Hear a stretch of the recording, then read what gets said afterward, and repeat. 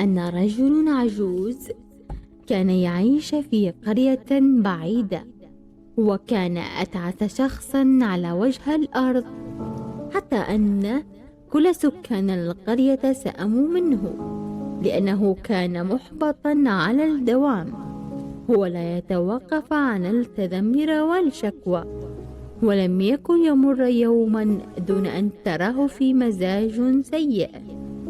وكلما تقدم به السن ازداد كلامه سوءا وسلبيا، وقد كان سكان القرية يتجنبونه قدر الإمكان، فسوء حظه أصبح معديا، ويستحيل أن يحافظ أي شخص على سعادته بالقرب منه، فقد كان ينشر مشاعر الحزن والتعاسة لكل من حوله. لكن هو في أحد الأيام، وحينما بلغ العجوز من العمر 80 عاما، حدث شيئا غريب، وبدأت إشاعة عجيبة في الانتشار.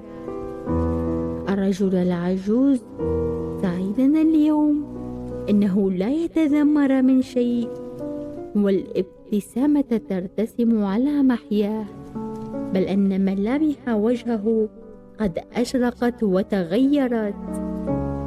تجمع القرويون عند منزل العجوز، وبادر أحدهم بالسؤال: ما الذي حدث لك؟ وهنا أجاب العجوز: لا شيء مهم، لقد قضيت من عمري 80 عاما أطارد السعادة بلا طائل، ثم قررت بعدها أن أعيش من دونها، وأنا أستمتع بحياتي وحسب. لهذا السبب أنا سعيدا الآن.